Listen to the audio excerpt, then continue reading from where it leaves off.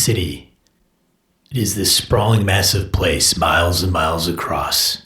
Been here as long as anyone can remember. Nobles play their power games, guilds maneuver for money and influence. Dark things emerge from the shadows to hunt, and the lamplighters take everything in while keeping the darkness at bay. The thing I always wonder is why? Why do these lamplighters keep the darkness back? What investment do they have in Avalon? Streets of Avalon, an urban RPG setting by Brett Blazinski for the world's most popular role-playing game.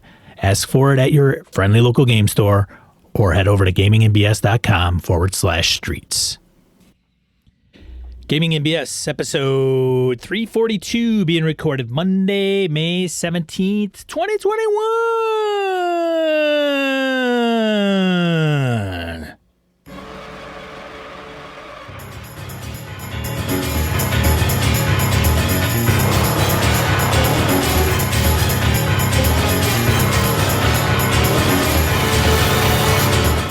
Welcome to Gaming and BS, a tabletop RPG podcast. I'm Sean. And I'm Brett. Welcome to the show, folks. Welcome back. Glad everybody's around. Sean, how the hell are you? Whoa, spin the mic around. How the hell are you, man? I'm all right, Brett. How are you? Not bad. Not too bad. Not too bad. Get a game in it since we talked last? I have gamed. We gamed.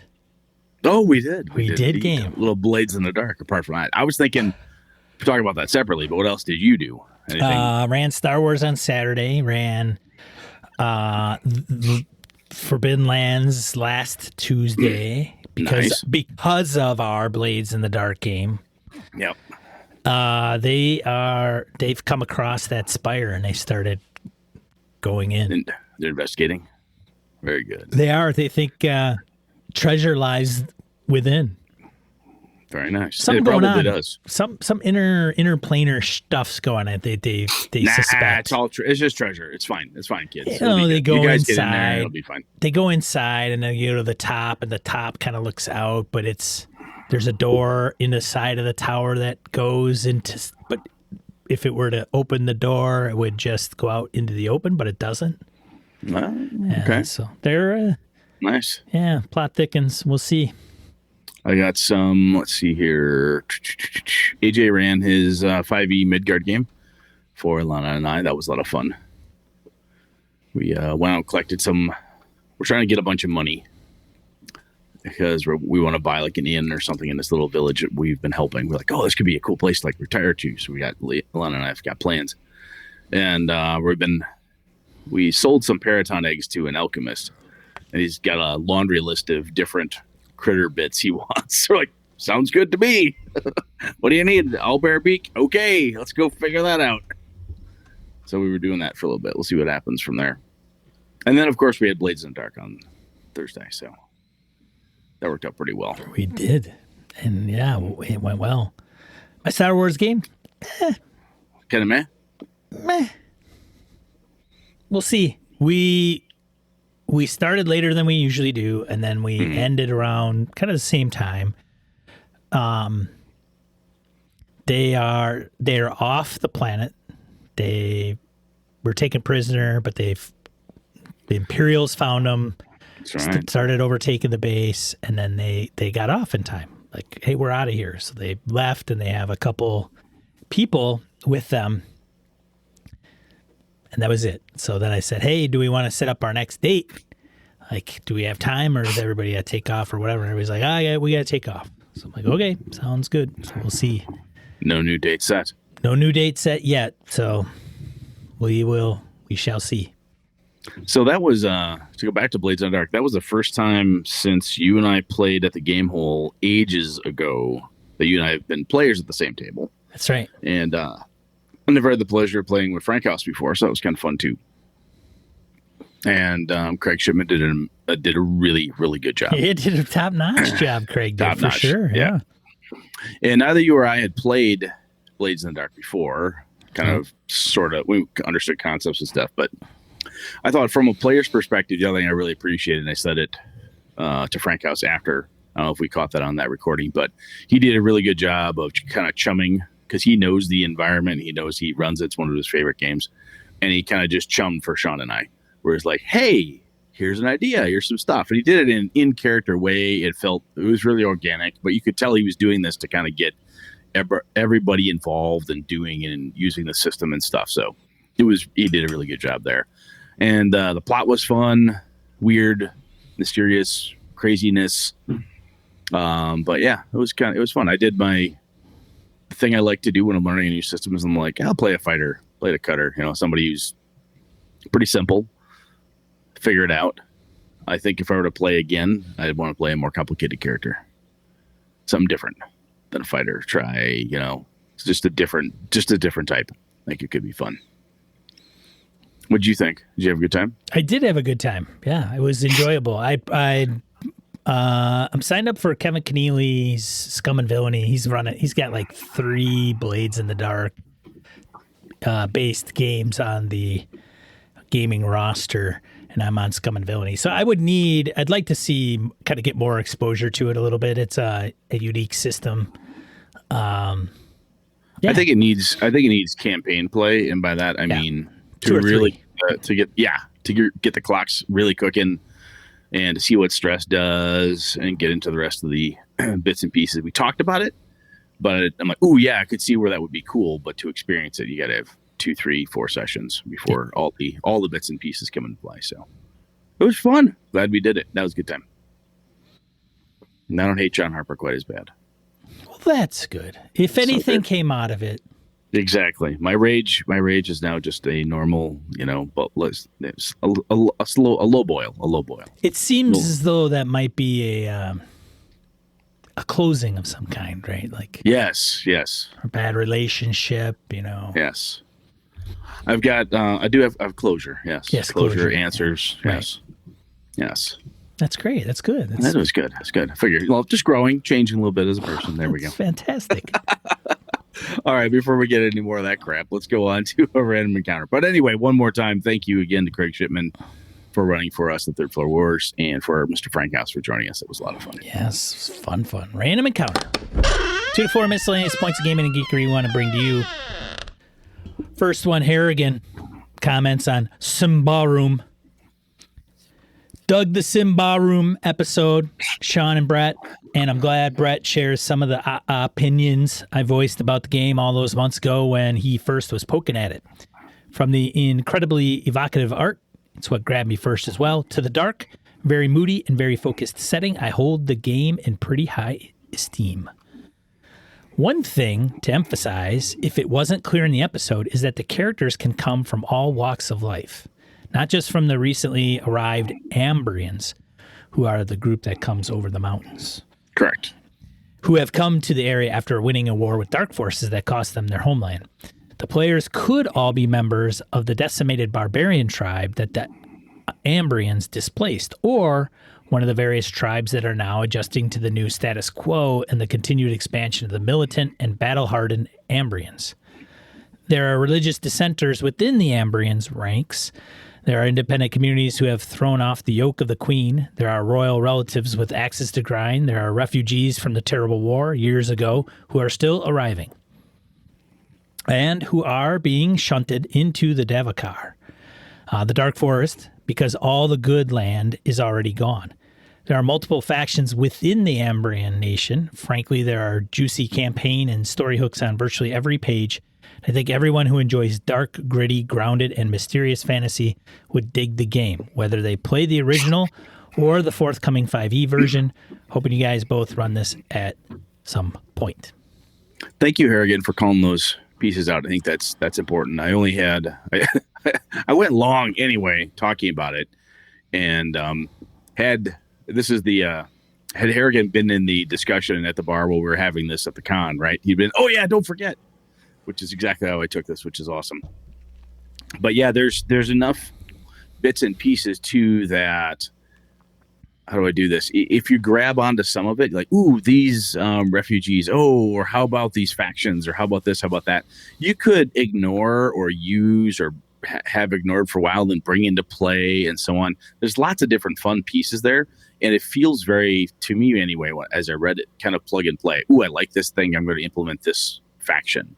I want to tell, we want to use something more about the religion. Let's get into that a little bit. Or you could walk around that. It doesn't have to be the forefront type of thing. So I think it's kind of a masterclass, in my opinion, of how to incorporate the lore. I think it's done really, really well. Sean, you actually picked it up too, didn't you? I did, and I thought it was sitting right here on my desk, but I must have put it in the office. Put it back in the reading room. In the reading room, yeah. So yes, I have started delving in, and it seems, the one thing I like about the setting is, and kind of what Harrigan alludes to a little bit, is that there is a bit of history, but it's not too crazy. Like, I'm reading Impossible Landscapes, and Delta Green, man, they love timelines. Well, Delta Green also has a ton of history, and and to understand what happened when and so forth. Do you need all that? No, you do not. However, the Handler's book is one big everything that's in every other Delta Green book I own crammed in there.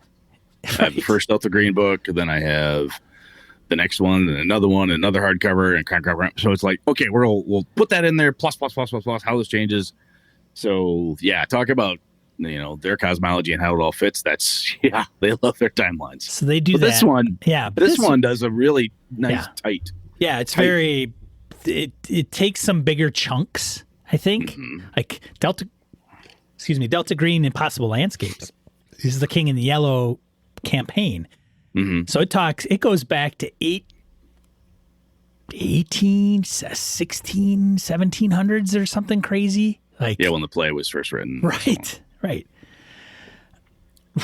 And it's like, then this person was born. Like in New York, and you're like, okay, great. It feels quasi-biblical. Yeah, it's description. Holy shit. The cool thing that Simba Room does, which it reminds me a little bit of the Forbidden Land stuff that you've talked to me about, is it says, okay, there was a massive war. That's over. This is now.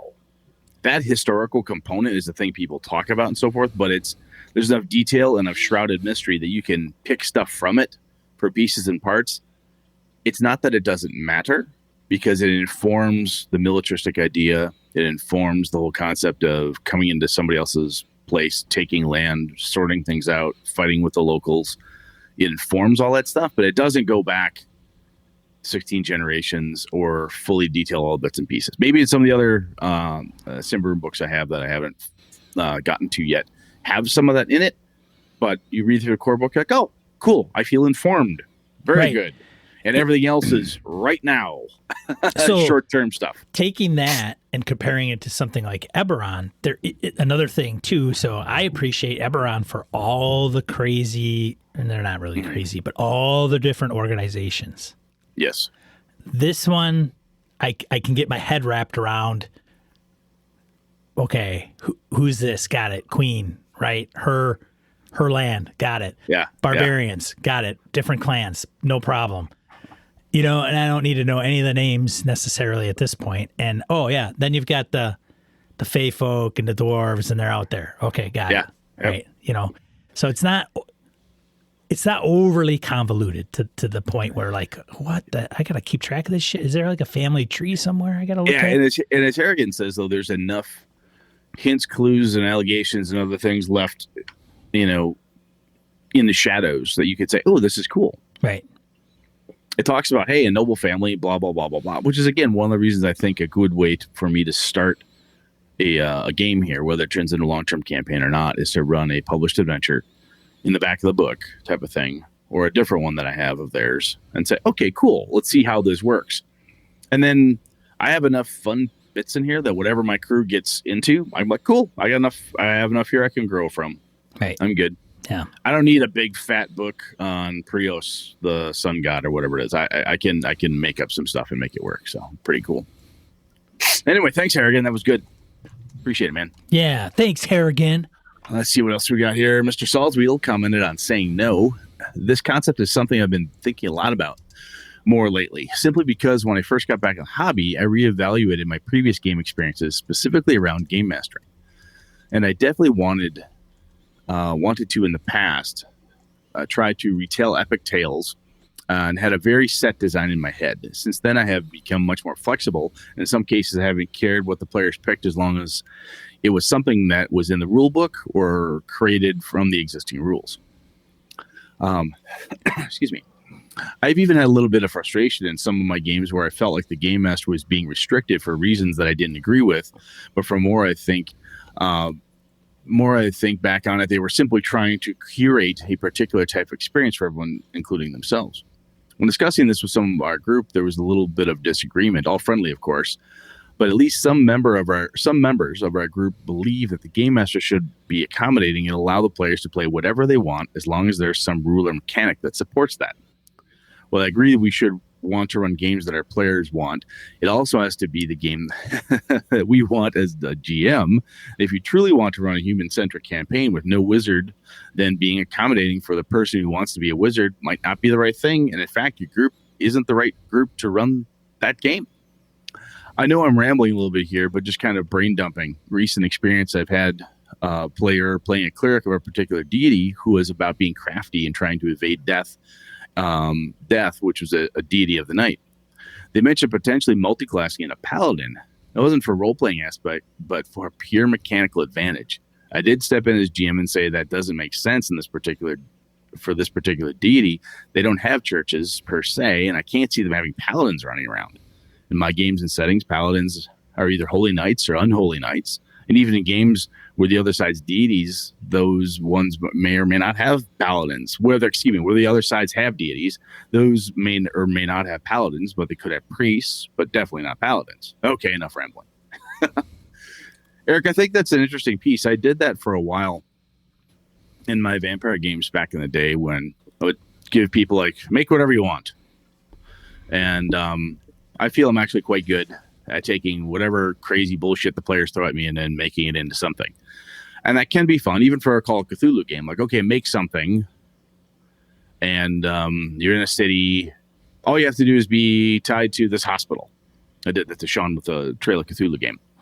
We had some weird walks of life. But even like, look, you're just in Chicago. Okay, make a character, and I'll figure out the rest of it. That can be fun. It can be a good challenge for the game master, but you have to, as GM, want to do that. And as players want to be involved in that kind of a wonder what the hell's going to happen next type of thing. It's not it's almost overly sandboxy for some folks, perhaps. So open-ended where there's very little structure. But it's, if you want to have a specific type of game, like, hey, it's human-centric, wizards don't exist, blah, blah, blah. Or as I was talking about Simba Room last episode, where when I read the advanced players guide, I'm like, I don't want players to be dwarves, elves, or trolls just yet. When I start this, I'll introduce that lore as they kind of unlock it, and as we were to make more characters later on, which is something I thought about after that. I'm like, where did I get that from? Mentioned it to my buddy Lenny. He's like, you used to do that in Vampire all the time. You get a new book, read it, and then suddenly the Assamites showed up. You're like, what the fuck is this? People figured out the clan, and then next go around, yes, you could be one if you want one, type of thing. It was just a fun way to do it. So yeah, I think definitely in those, there's something to be said for bumpers, guidelines, rules, and being firm about them. I think there's something important about that. Yeah. It can make sense. It does. I had a guy, for example, we played Delta Green, just a real recent example. And one of the guys chose to be it was a very militaristic game, and it started in the desert, Middle East type of thing. And one guy didn't want to do that. He wanted to do something kind of wacky. And I said, all right, fine, we'll see how this works. And it was really clunky. Everyone just kind of GM fiated the fact that his character was there from wasn't even like a Homeland Security. It was like this weird, like Texas lawman type of joined up with it. It made no fucking sense. It's like when we did play Top Secret. Somebody would be playing Texas Walker, Texas Ranger, Walker, Texas Ranger, and then another person would play Steven Seagal, and then Bruce Lee. And then there's Spetsnaz. What's that for? I don't know. Just because. Yeah, and then James Bond. Yeah, it didn't make a lot of sense. No, it didn't. No, didn't have to back then. Now we demand shit makes sense. Everything makes sense at all times. All the time. I want perfect continuity at all times. I want no exceptions. Come on, let's start making sense, people. That's good insight, Eric. Though I like the fact, even if all we did through that discussion Sean and I had was get you to ramble, Eric, that's awesome, because if nothing else, we've said this before. It's pretty high praise, honestly, when anybody writes in and says, "Hey, you made me think about something." That's pretty cool. So glad we got you to think, man. That's good. Anything else, Sean? Nope. Well, then I think we should move on. Main topic.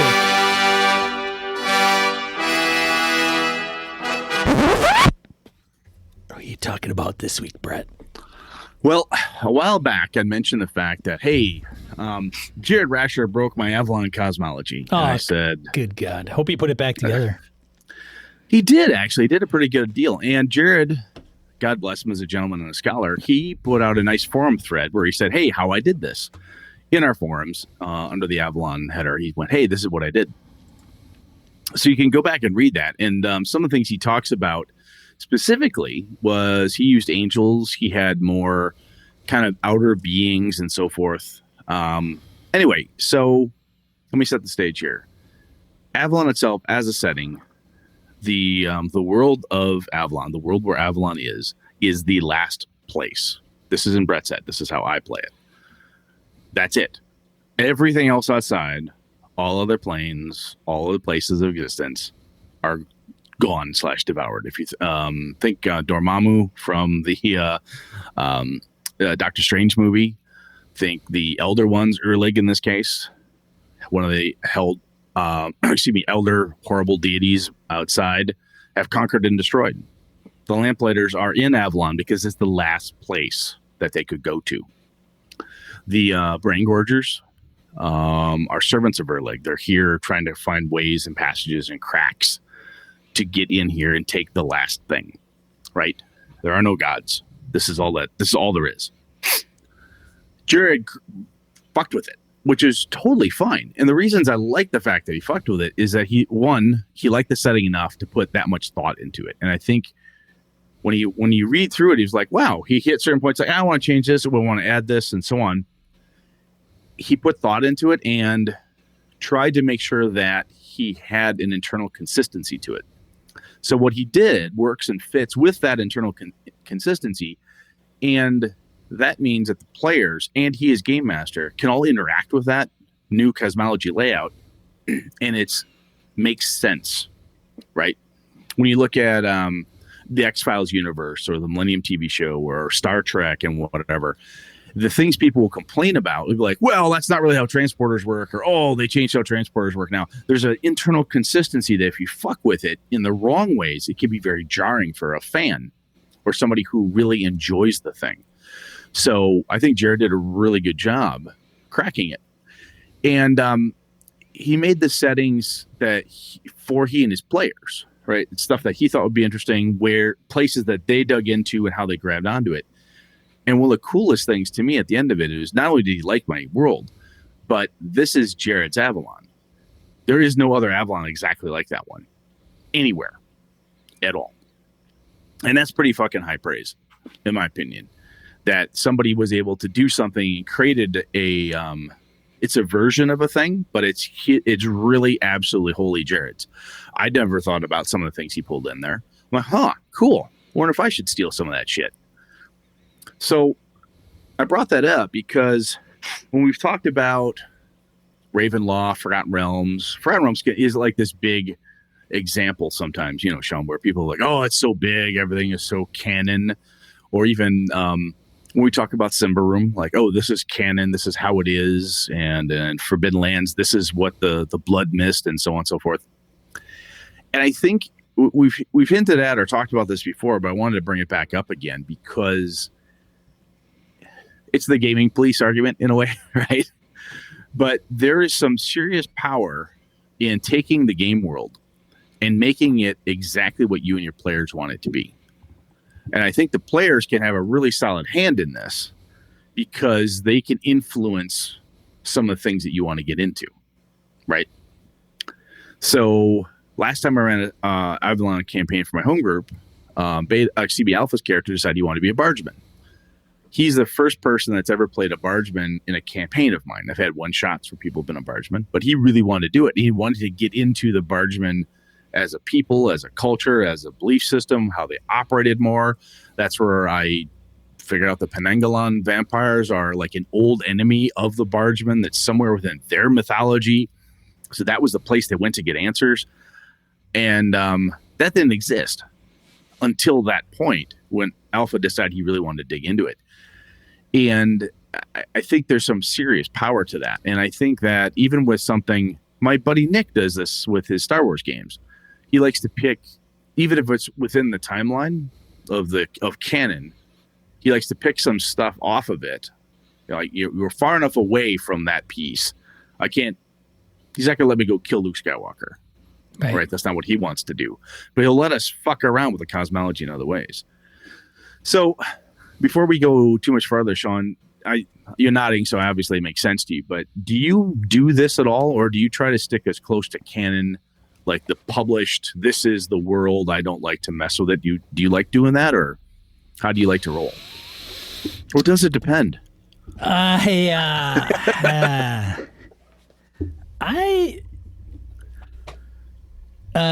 usually go by what's kind of in the book and what's presented. I could always change it, and sometimes it. But you tend, so because you're using published or pre-published adventures, you're leaning into that as the source material. Right. And you're trying to keep it consistent within what's written. Pretty much. Otherwise, unless it was maybe more of a homebrew. But, here's the thing with a lot of this stuff. And I admired what Jared did, and I think I grokked most of it from what he wrote in the forum post. And I think with his, it came into play somehow. But what I find is that one of the things, going off a kind of a side tangent, is when people are talking about making their own homebrew, they start out and whatever. The advice that people will give them is don't get too big. Like, don't start great, like huge. You don't have to go large and map out all the deities and the belief systems and 20 different organizations. Just kind of wait until you need it. Once you need it, then you can get it. Start in a town and put what's relevant in front of the player characters, and then as things progress in the campaign, they can uncover the rest of that stuff, right? So that's kind of the thing that I would take into consideration when I run some of these games is, because some of these source books are pretty freaking daunting. It's like, I'm going to read 300 plus pages of this, and X amount of it is going to be stuff that, it's about the world. Great. And it's all great stuff. Fantastic. Do I need all of it? No. I mean, if I want to run something in Eberron, I'll make the group members of the, King's Dark Lanterns or something, right? Like a faction. Yeah. And so maybe you know a little bit about the faction. But I think that, another one, somebody was like, oh, Forbidden Lands, great. So much lore. What are you doing with the lore? Nothing. Like absolutely zero. Because it doesn't have to play a role until it does. Right? They come across something. It doesn't make sense. They ask some old wise person about something that happened hundreds of years ago, or this trinket has ties to something that happened 300 years ago. Great. Then it's maybe comes into play then. And even then, it doesn't even have to be the truth. No, absolutely. I think there's a cool piece that if you're doing homebrew style, or even if you're doing it from a published IP setting, right, is that some of the shit literally doesn't matter if no one ever touches it. So if you never if the only time you've encountered a bargeman in the streets of Avalon is as an NPC, like, okay, neat. Yeah, it's like if the only two, okay, it's like a keeper at an inn. Like, okay, yeah, it's like, okay, cool. Yeah. You got a thing. I don't need to know all the different. If you don't run an adventure with ghouls, you don't necessarily have to come up with how the ghouls operate. You talk about like Delta Green, from a lore perspective, there's a huge thing on ghouls. And they don't need to know any of it. No, there's Zero. a big one. There's a bunch in Russia, Stalin's children, that like were big on because the pogroms over there. Right. There's ones in New Orleans, and they talk about how the hurricanes and different groups and blah blah blah. Nobody fucking needs to know any of that. It's cool shit. Yes. But your players may not get it. It's actually better that they don't know all of that, because not only does it not matter, it just puts them in a space that they just don't know what the hell is going on. Yeah, and the other, what's kind of fun then is when they choose to do something. So you're running Forbidden Lands. They see this tower. Yes. If they would have said, fuck off with that tower, we're going to the hill. You'd be like, all they've right. done that already, by the way. But yes. Yeah, I know they have. Right, You told me. But it's an opportunity, even with published stuff, where you throw the clue out there. You throw a thing. You know, hey, it's a sandboxy thing, or however a linear adventure you're running. Like, hey, and they find the plastic dinosaur. They go, I don't like Stegosaurus. They put it down. I'm looking for the T-Rex. Maybe they tell you what they're looking for. Maybe they don't. And they wander off and go find something else. My vampire games would do this all the time, where there would be, in the original Chicago by Night, Lodin was the Prince of Chicago. There's a series of other, Khalid was a Nosferatu, all these different names. And they had charts for who hated whom and all this cool shit. And eventually, I'd have to do, or feel the need to do something drastic, like I just fucking kill an NPC.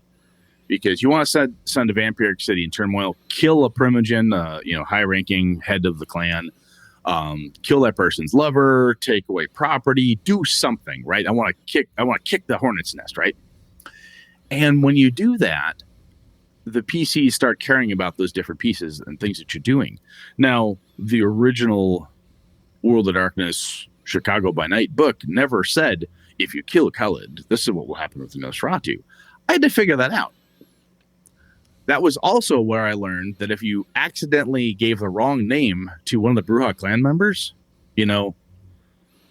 Crankshaft is no longer called Crankshaft. He's called Wrench, because I called him Wrench. Like, okay, guess that's his name. Right.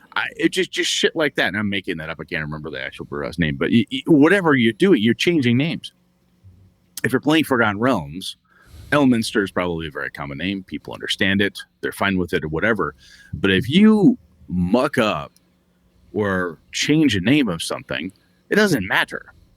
You might want to write that shit down, right? So you can remember it, type of thing. But you really don't have the boundaries imposed by an external force. I mean, Jared was cool, where he's like, hey, I'm thinking of doing a thing. What do you think? Does this have an Avalon feel? I'm going to fuck with it a bit, but I want to have the same tone, man. What do you think? And he chatted me up, and I'm like, wow, this sounds really great. That definitely is a tone. Go. Not like you need my blessing, Jared, for Christ's sake. You're a big kid. Go do your own thing. But that's really cool. I like what you're doing. And I was as close a person as a gaming cop as I could have been, where I could have said, no, that's terrible. Yeah, you can't do that. I could have been everything. What do you think? You could have just told me, and then I would have been, Rascher, what the hell are you doing? Yeah. I get Sean to jump on. God damn it, Jared. The fuck is wrong Brett's with you? trying to be nice, but man, I don't know, Jesus. Dude. Messing up all kinds of crap over there. God, what kind of a jerk would do that? He put his heart and soul in that book. That's right. Exactly. And I think when I watch other decent game designers on Twitter or any other sphere, they're like, oh, you're doing cool shit. Ed Greenwood always comes to mind for me, because someone will say, oh, we killed Florin Falconhand. Hey, this person died. Hey, this happened with the gods. He's like, wow, that sounds like a really cool story. Sounds like you guys are having fun. Even if Ed probably thinks, the fuck did you do that for? Doesn't matter, right? He's just like, wow, you took a thing I made and you made it your own. That's really cool. But I think there's some serious power in there. And there's a point where we can feel hidebound, as Matt Colville would say. We can feel hidebound by this document, this book in front of us that says, this is the world of Symbaroum. Oh my God. I changed the queen's name on accident. I said Calanthe because I just got done watching The Witcher, and I just said Calanthe. Oh my God, that's not her name. It doesn't matter. Well, unless you got Harrigan at the table, right? That's or somebody who calls it out and says, actually, which you would do very nicely. I've gamed with Harrigan, nice guy.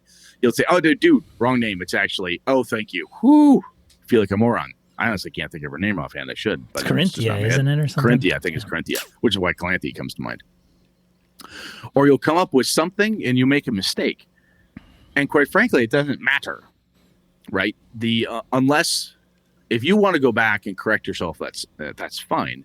But in some of these adventures, I have seen ourselves as gamers in general. My son was doing this. He was agonizing over something because he gave Ilana and I an incorrect name. I said, AJ, this is your own home adventure, right? Yeah, but I used the wrong name.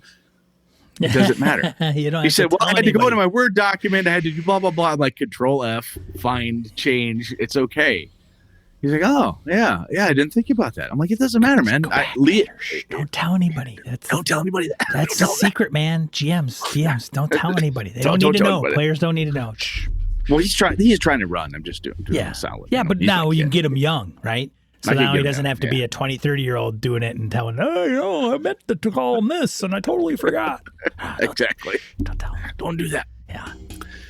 But the other thing I think is interesting when you fuck with the cosmology of an area, be it the Realms, Greyhawk, Star Wars, Star Trek, whatever you're doing, if somebody really decides that they're into X and your group, for whatever reason, is doing nothing but show that they really want to figure out why the Vulcans and this group aren't getting along right now. And that's like the focus of their thing. It's not Vulcans and Klingons, it's Vulcans and whomever's, whatever. They want to figure something out. And you're like, really? Okay. That's what they're interested in. And there's a piece here. If you're running a homebrew, it can be a little bit simpler, perhaps, because you have the ability to make things up a little bit more and change it, and you didn't rack a $50 purchase of your, you don't feel like you blew $50 on this Rime of the Frostmaiden and no one gives two shits type of thing. But I could definitely see pulling out my Rime of the Frostmaiden game and having some players decide they want to spend more time figuring out how to get certain towns within the 10 towns to stop the human sacrifice thing more than they care about this other problem from the mountain. They may care more about that there's this everlasting winter and some towns are actually burning people at the fucking stake to try to appease the goddess of winter. That might be, depending what happens, I could see a party of like 2 paladins rolling in and a cleric could go, oh, hell no. They just, they spent all their time in this town fixing this problem. And then I'm like, what do I do with this? Does that change how that town reacts to every other town? Does that change what comes from the mountain? Do I just keep that clock rolling? What do I do here, right? They've basically gone off the rails and they're into something that's different and they're fucking with your cosmology on you because you're like, well, the adventure itself, as Alex Cameron pointed out to me, says, hey, it's a thing people do, but it doesn't really talk about how you stop them from burning people at the stake or killing them in any other way. I could totally see where somebody's going to go off and dive into that. And as the game master, I could say, no, that's not the plot. Get back over here. Or we could take this crazy ass detour and kind of either scrap an entire piece of the adventure or just let it cook in the background. You don't deal with it. The world comes and slaps you later. So, Sean, this reminds me a little bit of what you did with your, I think with Jeff's guy in the when he was dead but not. Oh, Tomb of Annihilation. The Tomb of Annihilation, yeah. Because that was not canon in the game. No, he's supposed to die. He wasn't supposed to heal. Yeah. Come back. Yeah. So somebody did revivify. Yeah, sure, no problem. Whoops. That wasn't supposed to take place. So much for death curse killing people. What? But you changed it. Yeah. You said, okay, here's the thing. And we talked about this, and if I remember correctly, it was like, okay, that worked once, and nobody will want to try that again. Nobody. Yeah, no more of that's going to happen. Yeah, so like, okay, wow, in this one case. And then what's interesting then is Jeff's character becomes the only one. Right. Unless somebody else happened to make the same quote-unquote mistake that you made, Jeff's paladin, who had a weird-ass effect from Revivify in a death curse area, is the only one of that kind who happened to be in that place and had the adventures that he had. That's incredibly unique. And you broke a key piece from what you described anyway. A key piece of that is like, look, you can't do this. you did it. Even if it's not supposed to happen, you allowed it. Right. And I think that type of stuff sometimes can be really, really cool. And you gave it a good explanation, like, hey, it's because, it's just a weird curse-like thing. It's this weird necromantic energy, blah, blah, blah, blah, blah. And it freaked other people out. Would have freaked out my group anyway, I know. Like, okay, I'm not fucking doing that again. I took a page from that dude when I ran my Avalon game for my home crew last. Lenny's character had a weird magical incident occur with some ghouls and an explosion and magical powers, and he started to become a revenant. And he would find out, like, someone would shoot him. The crossbow would pass through his body. He would take no damage. He's like, what the fuck is this? And instead of like, oh my God, I'm way overpowered, he was terrified anyone would find out, because he's like, I got 2 clerics in the party. They find out that I'm dead. This could go badly for me. Oh my God, the town, my parents, his character, and oh shit. That was, it fits the Avalon mode, but I don't have, kind of broke the fact that wasn't what the adventure was about, but it was kind of a cool thing to do. Anyway, I just wanted to tell you that. Did a little homage to your screwing of Jeff. I did the same thing to my buddy. Yeah. Good for him. I find that if I used to have when I was playing Vampire every week with my friends, it was every week, every Saturday, bam, bam, bam, bam, bam. If I fucked with a cosmology, or I made a change, or I killed a vampire, or I killed an NPC, whatever, it was easy to remember, right? Because me and anywhere from 7 to 13 gamers, we all remembered something. It's all in there, easy to have. Now shit gets in the way. I got kids, I got stuff I do, so on and so forth. So I like to write shit down. So I take more notes now than I ever have before. And when I change something, I think that's one of the key pieces I learned from what Jared did, was he made some big adjustments, at least from my perspective. And he had it, I don't know if he wrote it all down right away, but he had enough internal consistency that it played. And for me, the biggest piece when you break the cosmology, and when I say cosmology, I probably should define this up front. What I mean by that phrase is to say it's the way the world is supposed to work, or the official published setting material, or a rule, or names, whatever, anything within that official published world, that you're mucking with. If you don't keep track of it, you can have the issue of the perception of being capriciously just like changing your mind. Just a capricious whim of the game master, and Revivify works. It doesn't work. Oh yeah, that weapon does this damage. Oh, you just make a willpower save. Oh, give me a humanity check. And it just doesn't make any fucking sense. It's like house ruling, but this is about the way the world functions. And I think it's almost more important than if we house ruled a swim check one night because we couldn't find the fucking swim or drown rules. It's more important to say, hey, I accidentally misnamed the head vampire of the Bruja clan. His name is Wrench now. Write that shit down. Yeah, Wrench. Yeah, if you're heretic, you can write right in your book. I don't know what kind of beast would do that, but if you wish to be that kind of a monster, write in your book. Harrigan writes in his books? Is that what it is? Oh, Jesus. Good does? God. Does he?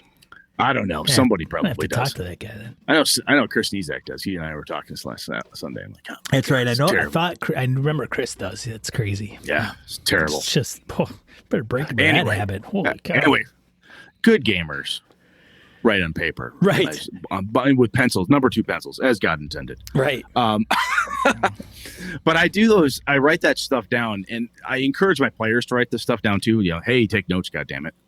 But that way I can understand, like, hey, this is tied to this, is tied to this, and so on. Just to, again, I want that internal consistency like Jared had, so that it flows and that the world seems to function. And I think as players, the cool thing here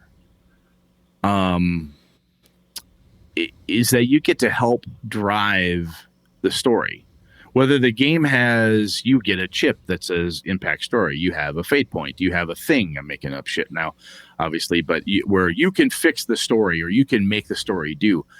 When you dive into stuff or head in a certain direction, then and it causes this type of thing to happen, where you're like, wow, I'm now changing it. Yeah, I'm creating my own inroad. That's pretty cool.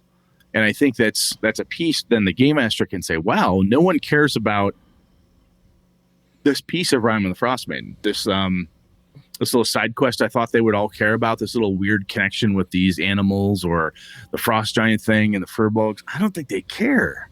They care more about this human sacrifice thing. I'm going to scrap a piece of this published setup and focus on this instead, because that's where the action is." So, Sean, have you encountered that before, where your players want to grab onto something that you didn't? I mean, that's not really important per se. Like sitting on the ship and shooting guns, like they want to get into ship combat. Sorry. Sometimes I let them. Sometimes you let them just because I got to talk to that fucker every week. Dumbest it's shit. Easier to let him. It's easier to let him. But do you get that? Do you get that from players, like at all, or no? Maybe sometimes. I mean, there's always going to be, well, with published adventures, there's going to be times where they're going to go, like even outside of like Delta Green, because I think in Delta Green, it's pretty easy to funnel people in a particular direction.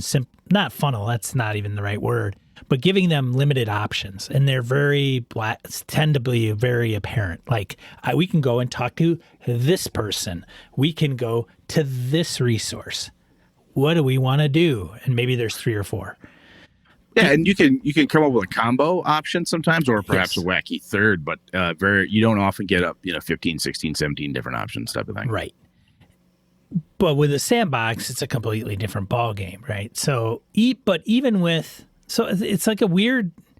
Forbidden Lands is really kind of open. I don't know why it's opened my eyes, because there's nothing really. It's an interesting game, but it's not like comparing it to something like Fiasco, right? It's not like, oh my god, it's so completely different. Well, let me throw the Mothership. Remember your Mothership game? Yeah. Oh yeah. When you ran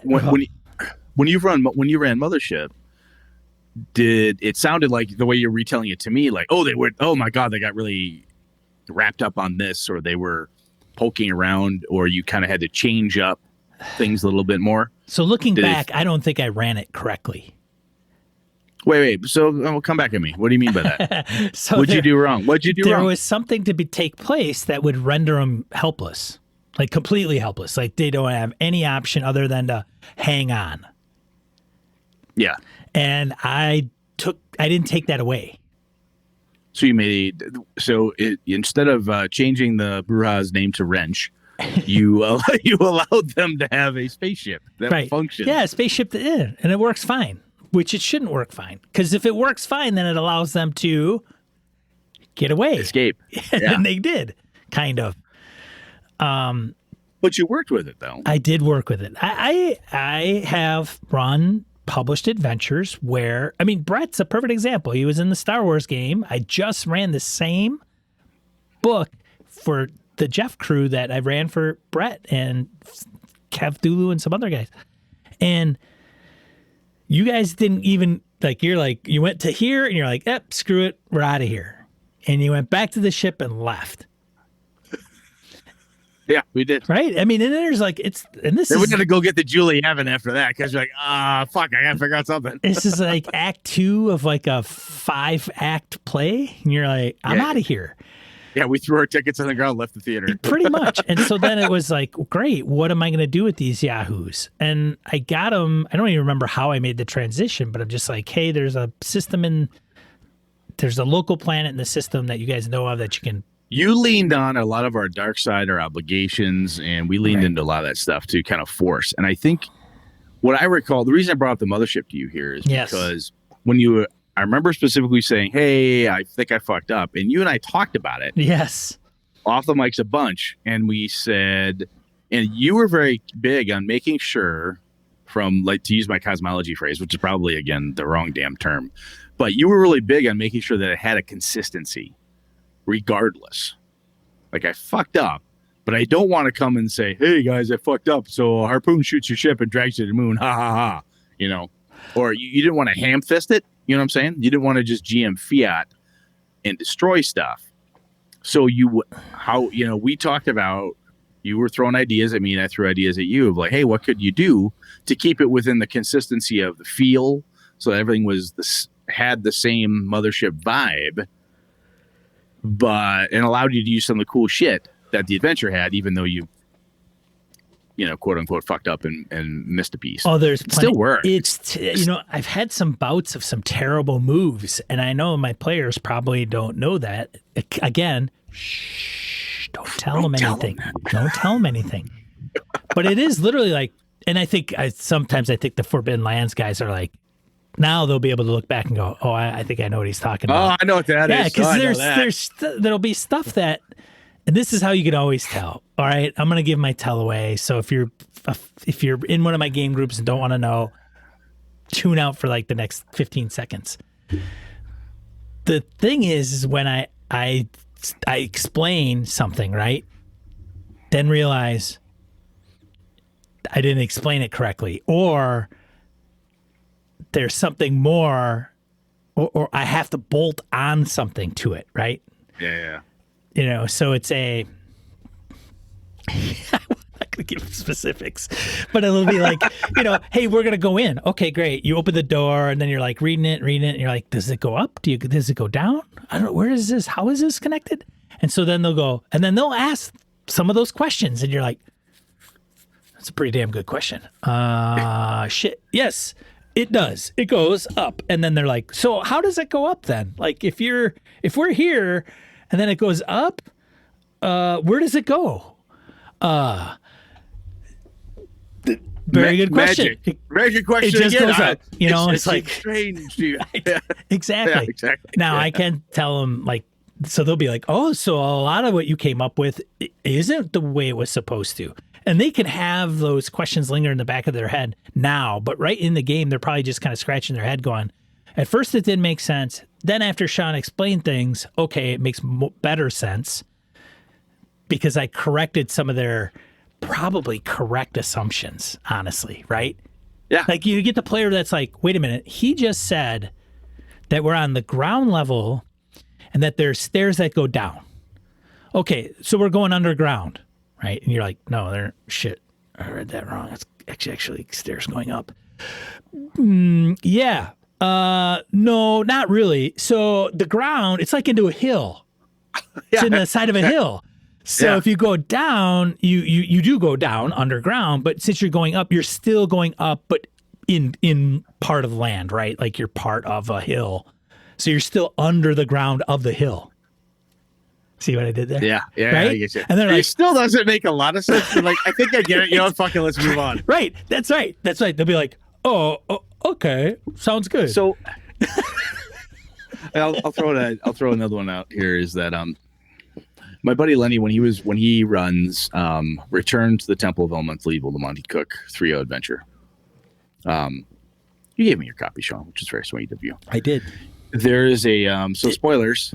There's a bad guy in there named Thrommel. He's a vampire. Oh. And the way Thromel's set up is Thrommel is a monster in a room. Lenny's like, that doesn't make any fucking sense. He's a monster in a room? Yeah, he's basically just a monster in a room. He's a goddamn vampire, anti-paladin, blah, blah, blah. He's fucking tough as shit. Right.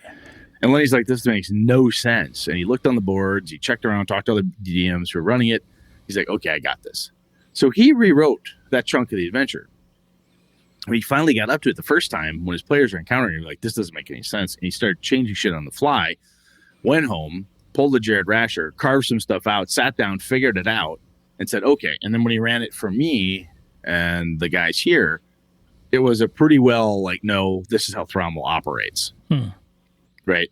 He was a badass motherfucker, and it took us a long time to deal with him. Although we did figure out how to deal with him with Wall of Mud, Wall of Stone, and Sunlight spells. All those good, cool, interesting combos that they nuked with concentration. Yes, which was super interesting too, because for a reason, this was Lenny's kids were much younger. My favorite piece was she's like, okay, I gotta go upstairs, put the kids in bed. You guys think how you want to have this fight? Okay. We're like, it's gonna take him 45 minutes to put the kids down. We cracked the books, looked at every spell we had. We go, we got this. He came back in 10 minutes. We had him dead. It was great. But it was like a month's worth of gaming to get to the point where we could have the fight because he harried us and so on. Anyway, point is Lenny broke the cosmology. He broke the consistency of that setting. And he figured out, and he said, okay, I did this thing. What are all the knock-on effects of this happening? So, for example, again, in my Avalon world, if you say, you pick one of the magistrate families, one of the 13 ruling families that control the city, make the laws, they're the magistrates, and so on. If you pick a ruling family, you introduce a member of that house, a potential high-ranking member of the house, perhaps the patriarch or matriarch of that house, the one who's in charge, and the PC somehow managed to kill her. Fuck. You just put a vacancy. What does that do? Oh my God. Right? The PCs did a thing. And you could be like, wow, it was really fun. It was super cool. I didn't think about what the effects would be.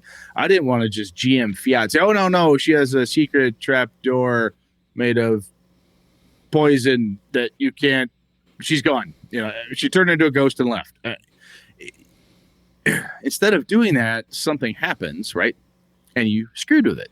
Or you say the Bromwell family. It's not the Bromwells. It's somebody else. You've renamed them. And somebody else happens to be a scholar of the setting and says, the Bromwells.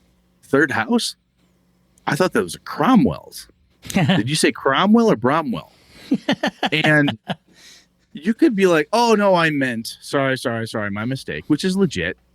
Or you could be like, no, it's Bromwell. It's totally fine. Okay. And somewhere in the back of your head is like nagging, like, did I fuck that up? Does that happen? And you're like, it doesn't matter for right now. Let's keep moving.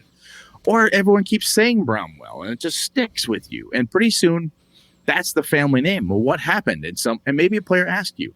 It's silly things like this that I have talked to game masters and players like my son AJ and even grown ass adults where we go, oh my God, I fucked up. I changed the name. Oh, I did the spell wrong. I changed where the dungeon was. You mucked something up. Penance. Yes, must exactly. serve Yes. penance. Yes, you must go to your local gaming store and buy 5 modules out of penance. That's what you have to do. Yes, and burn one of them. Burn one of them. Yes. Inside a pentagram. Thaumaturgic circle. Yes. We could go to your first edition AD&D Dungeon Master's Guide. You can find a thaumaturgic circle. That's you right. Can do it. There you go. Anyway, I think the key here is that when things change or you break it, sometimes game master and player advice is permission giving, as corny as that sounds. Sean and I are here to say, look, you can do that. You could go through and say, you know what? I don't like Elminster. I don't like anything in Cormyr. I want to rebuild Cormyr in the Forgotten Realms. And I don't want to have to deal with anything in the Dale Lands either. So, okay, we're going to take care of Elminster. He's out. This is gone here. I'm going to say this war happened in Elminster and the Magister and the Symbol, they're gone. Because I don't know if I can deal with it. Why? Because I just don't want to. Everyone goes, ooh, it sounds interesting. Or maybe that's whatever. You are seriously changing the landscape of NPCs and events, right? And when you do that type of thing, it can be a lot of fun. But all I would suggest and recommend strongly is make notes of what you're changing and why, so that things work appropriately. And have that internal consistency that you and your players crave. The verisimilitude is important, and to keep that where it belongs, you need to be able to reference these things when you make big changes or adjustments to a setting. And sometimes, like I said, we'll do that stuff, and some jagoff online will tell you, oh, you can't do that. That's not what you should do. How dare you? Someone may or may not do that to you. If you're lucky, you'll never encounter such a jagoff, but they exist. They exist. No way. Yeah, I know. It's crazy. People online, some people online exist solely to tell you how wrong you are and how bad you are. Having fun. Yes. That's crazy. It's crazy. It is crazy. We're telling them they're wrong. That's what I'm trying to do. There you go. Yeah. There you go. Back at you. It's a circle of life. The circle of life. The circle of fuck you, dude. Anyway, point is like I think we had a little bit of that even with the with the Blades in the Dark game. Frank House had a ghost key, and he was like, hey, are you going to stick it in this guy's eye socket and turn it? How does that function? He was using something in an interesting way.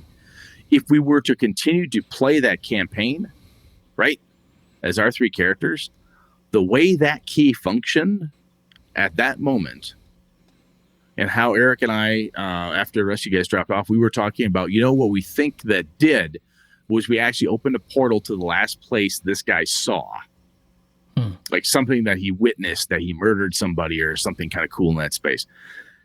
So we potentially put a box or a boundary or a function about how those keys worked that may or may not. I do not know the rule system enough to say whether this is we quote unquote broke or changed anything, but I could definitely see that. The first time your players use a magic item in an interesting way, Matt Colville talks about this, where people had a portable hole and they kept jumping into the portable hole, and then the rogue would use his plus gajillion sneak to bypass a whole bunch of the dungeon, and then ta-da! Everyone pops out of the back portable hole. Fantastic. So finally, he's like, "Okay, the air's used up. There, something had to. We gotta figure this out because this is getting silly." Players, man. If not anything, creative. Yes. Which is a staple in the old days. And it's not that it's not now, but when something would say it contains this much air, enough air for 5 people for 10 rounds. Huh. So 1 person for 50 rounds? Oh, sure. That makes sense. Cool. Okay. My wizard hops in a bag. And it's supposed to lie. But because the rule was a little wonky, a little room for gap, we leverage and weasel. And then that's how that thing functions, right? And then now your game has a bag of holding that works as the wizard's private oxygens, never ending or 50 rounds of wizard oxygen. That's just what the bag is now. Oh, so if I do that and I carry you guys around everywhere, as long as I'm the only one that gets sleep, you guys could sleep inside the hole. Exactly. Yeah, that's fantastic. A buddy of mine used a bag of devouring to sneak up and backstab a demi-lich. Basically, what he did was he put the bag of devouring over the demi-lich's skull. And you read the instructions in the first edition, it says, destroys, blah, blah, blah. Like, kaboom! So this is what happened. Right. Now, in my first edition game with my home group, everybody knows if you want to kill a demi-lich, you probably should get yourself. In Avalon, when my characters went out into the wilds of Avalon, I had, on a whim, the guys had donkeys because they couldn't afford horses. They get donkeys, and they ran into some displacer beasts. And displacer beasts, they're getting their asses handed to them by these displacer beasts. And they come out, or I can't remember what happened, but at some point, they're like, the donkeys are alive? And somebody goes, yeah, would it be funny if there's like a dead displacer beast, the donkey stomped it to death? And I said, that's exactly what happened. And they're like, are you kidding me? So in Avalon, in the Outlands, a displacer beast, donkeys can see them and they hate them. They just fucking hate them. And they're like, really? Yeah. Okay. Crazy. Because the donkey's braying and their noise and their anger and and this stubbornness there, they could see displacer beast dead on. And displacer beasts freak out, and they just stomp the living shit out of them. They're like, oh my god! So they did not, for every time we went out in the wild, like, get a donkey. We gotta have a donkey. I'm not gonna throw displacer beasts at you. I don't fucking believe you, Brett. Donkey, give me a donkey. Give me a jackass right now. It's a silly thing, but that's well documented in my home game. Yeah, I have it written down. How it works and everything, because it was needed. It was absolutely a necessity. It was just a silly thing that the players dove into, and it kind of fucked up how displacer beasts function and what other things could happen, and that the knock-on effect of that. What else in nature could do such a thing? What other seemingly mundane barnyard animal? Can I use a chicken against the owl bear? Is that possible? It cracked open this thing, and it doesn't. Nowhere in the displacer beast rules does it say and donkeys can kick the ever living shit out of them. No. Nowhere in the donkey rules does it say and they are the displacer beast natural born enemy. Right. It says that nowhere. I fucked with it with my players, and that's what we got. So anyway, enough examples and ideas. If you've done this type of thing to effect, I actually do encourage people to check out Jared Rascher's forum post. I thought it was pretty cool. Very simple. It's a very fast read. Just what he did, how, and the consistency that I think it helped create. I thought it was really well done. if you've done this type of thing, let us know and kind of how you've done it. And if you have done it, you're like, wow, that didn't work. That'd be good to know too. We learn really well from our mistakes. And if you've done it to great effect, let us know. Be cool. Yeah, let us know. Let's get into die roll. Off we go. 24 miscellaneous points of gaming and geekery we want to bring to you.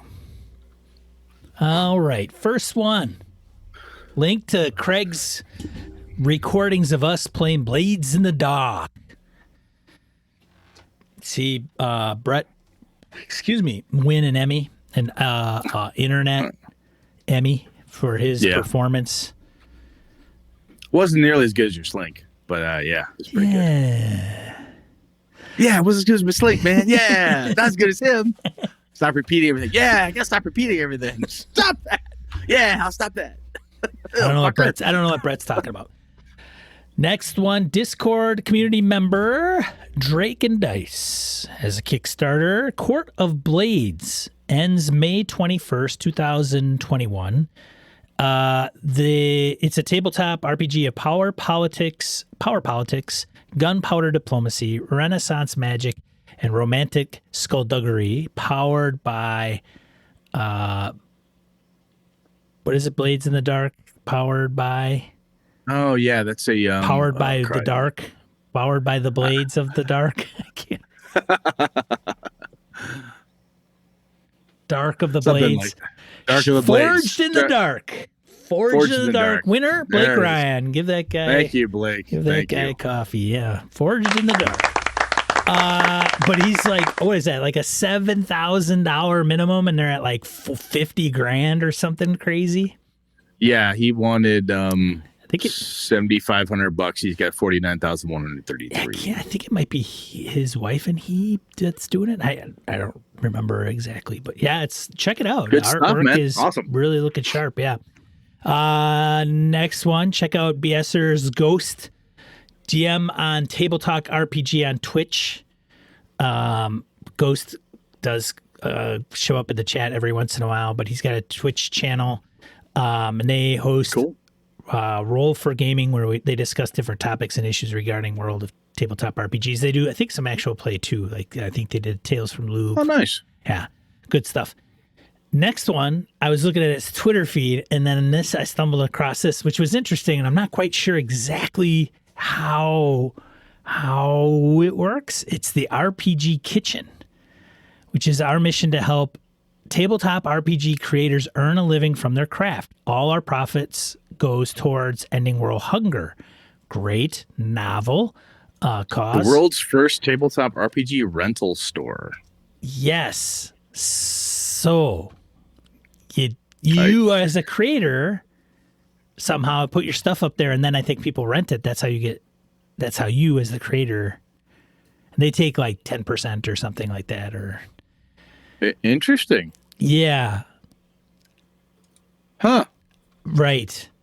I don't know what to say about this. I gotta read up a little bit more. What the hell? Ha.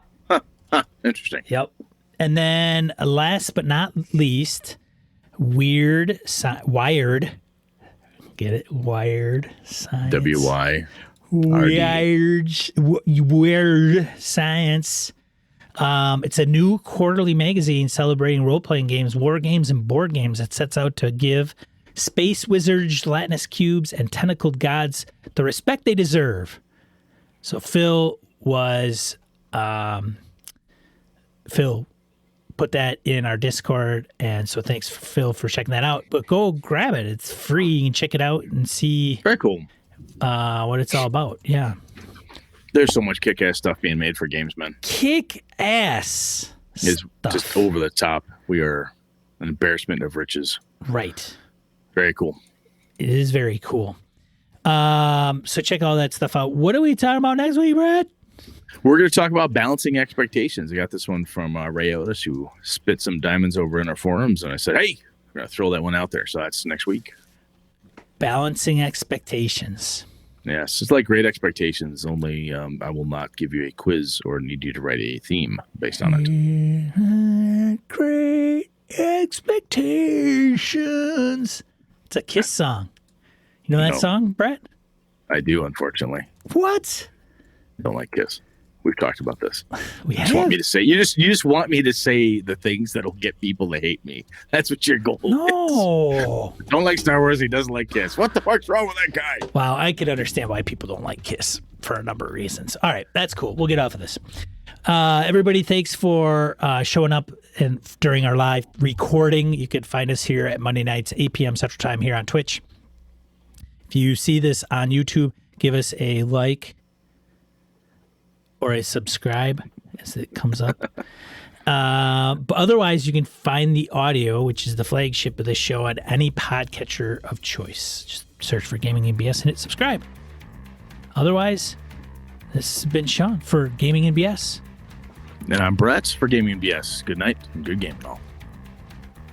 This episode of Gaming NBS produced with help from the following BSers: Vornak, Bob Fletcher, Roger French, Kevin Keneally, Miniature Master Tendrils, Mike Coleman, Wayne Peacock, Michael O'Holland, Chris Shorb, Orcus Dorcas, Todd Sharp, Craig Shipman, AWOL Trooper, Quigley Malcolm, Larry Hollis, Isaiah Aries Christian, The Duke in Purple, Ed Nyes, Jay Plata, Adam Grotejohn, Phil McClory, $1 Adventure Frameworks, Eric Frankhouse Presents, Daniel Garrett, Jim Ingram, Rory Weston, Mike Hess Jr., Ghost GM, Hoos Carl, Eric Tavola, Cole Kago, Henry Newcomb, Militia Bashinsky, Harrigan, David F. Baylog, Rich Wishan, Brian Rumble, Aaron Coleman, Jeff Goad, Aaron Ralia, Niall Diamond, Maurice, Corey Gonzalez, John Kayward, Jeff Seifert, Andy Olson, Michael Dinos, Eric Avia, Perry Basor, Laramie Wall, Brian Kurtz, Robert Nemeth, George Sedgwick, Eric Salzvadel,